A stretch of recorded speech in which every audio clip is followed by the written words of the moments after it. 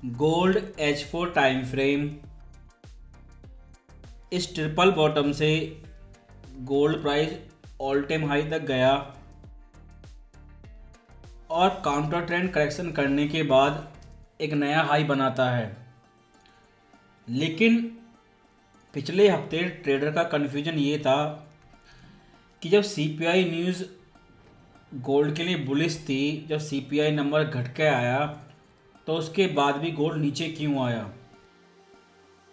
अगर आप इस चैनल को स्टार्टिंग से सपोर्ट कर रहे हैं तो इस चैनल की शुरुआत यहाँ पर हुई थी जब गोल्ड जैक्सन होल मीटिंग से पहले टॉप बनाया था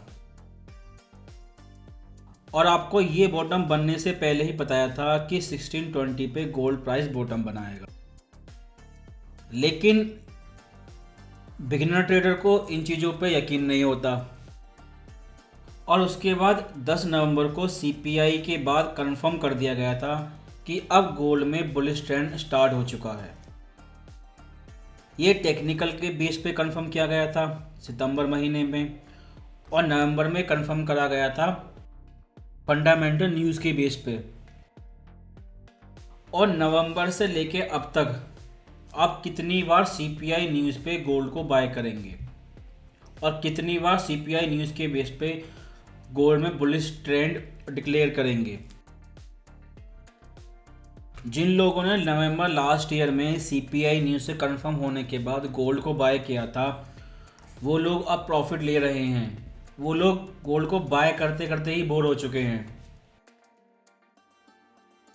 क्योंकि पिछली एफओएमसी मीटिंग में फेड ने बोला था कि इन्फ्लेशन रेट नीचे आएगी लेकिन धीरे धीरे आएगी, जबकि मार्केट एक्सपेक्टेशन ये था कि फेड के शब्दों के कंप्लीट अपोजिट होना है। लेकिन ऐसा नहीं हुआ। इस वजह से सीपीआई न्यूज़ बेरिश हो गई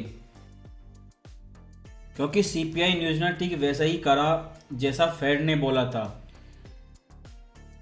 लेकिन चेंज बहुत छोटा था। जबकि पिछले महीने आपने 100% का डिफरेंस देखा था। दूसरी चीज़ ये है, इस बॉटम पे नवंबर एफओएमसी मीटिंग में 75 बेसिस पॉइंट का रेट हाइक हुआ और इस टॉप पे 25 बेसिस पॉइंट का रेट हाइक हुआ और ये आपका लास्ट हाइक था और ये पिछले हफ्ते की सीपीआई और पीपीआई न्यूज़ के बाद कंफर्म हो चुका है। अब ट्रेडर को कंफर्म करने के लिए एफओएमसी मिनट का इंतज़ार करने की ज़रूरत नहीं है, इसलिए ये न्यूज़ आने से पहले ही इसकी वैल्यू कम हो चुकी है। इसलिए मैक्रो ट्रेडर जो फंडामेंटल न्यूज़ पर ट्रेड करते हैं, जो नवंबर से गोल्ड को बाय कर रहे थे, वो अब न्यूज़ कंप्लीट होने पर प्रॉफिट लेना शुरू कर चुके हैं। लेकिन अगर आप डेली टाइम फ्रेम को देखें तो ये एक आपका स्ट्रॉन्ग रेजिस्टेंस लेवल था और डेली कैंडल इस लेवल से ऊपर क्लोज भी नहीं हो पाई। इसलिए फंडामेंटल के साथ साथ टेक्निकल ट्रेडर भी प्रॉफिट ले रहे हैं। और पिछले हफ्ते डेली टाइम फ्रेम पे प्राइस ने इस पैरेलल चैनल की लोअर ट्रेंड लाइन को रिटेस्ट किया। आपको फ्राइडे के दिन इंस्टेंट रिजेक्शन देखने को मिला था, इसलिए ये ट्रेंड लाइन आपका एक डायनामिक सपोर्ट लेवल है। अगर ये ट्रेंड लाइन ब्रेक हो जाती है लोअर टाइम फ्रेम जैसे कि H4, तो उसके बाद ये फिर रिट्रेसमेंट आपके सपोर्ट लेवल है और ये ट्रेंड लाइन जो पहले 2 बार रिटेस्ट हो चुकी है, तीसरे रिटेस्ट पे आप लोगों को बाय करना है H4 टाइम फ्रेम पे या उससे नीचे H1। इसलिए अगर प्राइस नीचे आता है और ये प्रॉफिट टेकिंग अगली एफओएमसी मीटिंग तक भी कंटिन्यू रहती है तो आप 1966 लेवल तक अपना रिस्क मैनेज करके रखें और ये आपका इस लास्ट वेव वाई का 38% ट्रेसमेंट लेवल है। अगर आप इस लेवल को देखें 2009 के पास में और अब 1 महीने से ज़्यादा का समय हो चुका है गोल्ड इसी लेवल के पास में साइडवे करेक्शन कर रहा है। ये आपका टेक्निकल है, लेकिन अगर फंडामेंटल एनालाइज को देखें और इन दो लेवल को कंपेयर करें तो हमारी टर्मिनल रेट 4.75 थी और रेट कट स्पेकुलेशन थी सितंबर महीने में। ठीक यही चीज़ लगभग फरवरी एफओएमसी के पास में थी और ठीक यही चीज़ लगभग इस समय मार्केट में प्राइसिंग हो रही है। और ये जो वर्टिकल मूव आपको देखने को मिली थी उसमें डिफरेंस केवल इतना है, इनकी बैलेंस शीट का साइज फिर से बढ़ चुका है क्योंकि इन्होंने टेम्परेरी मनी प्रिंट किया था जिसे क्यूटी बोलते हैं। इसलिए प्राइस ऊपर तो जाता है लेकिन घूम फिर के नीचे आ जाता है क्योंकि टर्मिनल रेट और रेट कट स्पेकुलेशन फरवरी से लेके अब तक सेम है, इसमें कोई चेंज नहीं हुआ। और जैसा कि आपको पहले ही बताया था, ये अप डाउन मूवमेंट केवल मैक्रो ट्रेड है। टेक्निकली इसे आप केवल साइडवे करेक्शन बोलेंगे,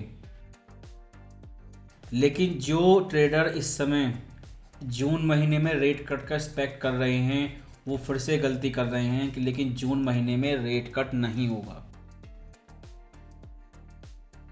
जिस तरह मार्केट ने नवंबर महीने में 75 बेसिस पॉइंट रेट हाइक के समय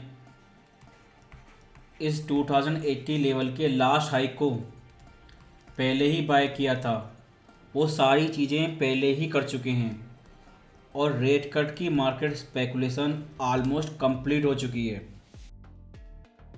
और हमारा जो नया मॉनेटरी पॉलिसी ट्रेंड है रेट पॉज, इसमें 2 स्टेप थे।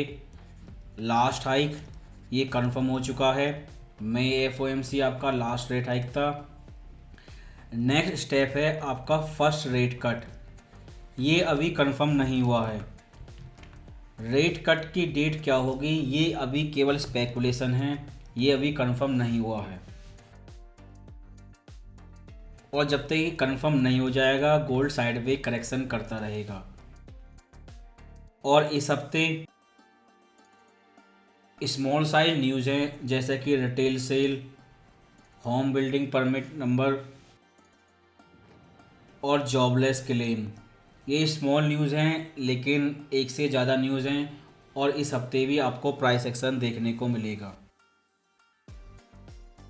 लेकिन ये हफ्ता मोस्ट इम्पॉर्टेंट है और इस हफ्ते में आपको पॉलिटिकल न्यूज़ देखने को मिल सकती है,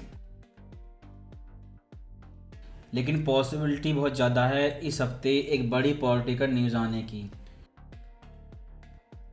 और जैसा आपने पिछले हफ्ते पाकिस्तान न्यूज़ पे देखा, गोल्ड उस न्यूज़ पे इंस्टेंट रिएक्शन शो कर रहा था और सीपीआई के बाद जब न्यूज़ आई पाकिस्तान की तुरंत ही गोल्ड नीचे आया था। और पाकिस्तान और गोल्ड के बीच में रिलेशन क्या है ये चीज़ें न्यूज़ पर नहीं बताएंगे, लेकिन 2024 में यूएसए में इलेक्शन होने से पहले एक बार आप इस बुक को ज़रूर पढ़ें क्योंकि जितनी खतरनाक इकोनॉमिक सब्जेक्ट है उससे कहीं ज़्यादा खतरनाक होता है पॉलिटिक्स सब्जेक्ट। और इस बुक में आपको पिछले 100 सालों से भी ज़्यादा का पॉलिटिकल इतिहास है। यूएस किस तरह से पुअर कंट्री को अपना स्लेव बनाता है और सोशलिस्ट कंट्री की गवर्नमेंट को ख़त्म कर देता है। ये कोल्ड वार 2 है, पहले जो हुआ था कोल्ड वार 1 था, इसकी शुरुआत ऑलरेडी हो चुकी है। पाकिस्तान एक छोटा देश हो सकता है लेकिन जियोपॉलिटिक्स के पॉइंट ऑफ व्यू से इसकी इम्पोर्टेंट बहुत ज़्यादा है। जब ये टॉप बना था उस समय भी जियोपॉलिटिकल रिस्क था, यूक्रेन इन्वेजन, और जब फिर से प्राइस इस लेवल को रिटेस्ट कर रहा है तब भी एक जियोपॉलिटिकल रिस्क है जो साधारण व्यक्ति को दिखाई नहीं देगा, लेकिन 2025 में आपको सारी चीज़ें क्लियर नज़र आएंगी। जब आप इस बुक को कंप्लीट पढ़ेंगे तो 1950 से 2022 तक वर्ल्ड इकॉनमी में क्या हुआ था, पॉलिटिक्स क्या थी, वो सारी चीज़ समझ में आ जाएगी। लेकिन जब तक आप ये सारी चीज़ें नहीं समझेंगे, 2024 के इलेक्शन में क्या होने वाला है आपको पता नहीं चलेगा। और यही कारण है कि सितंबर में गोल्ड ने बॉटम बनाया था। आपको इसी चैनल पे बताया था कि 1620 बाइंग जोन है, लेकिन प्राइस 2080 तक चला गया और अभी तक आपको सेल नज़र आ रही है। I wanna be the greatest. Everybody on the fake shit. I look around and feel like everybody is the fakest. I make this every day.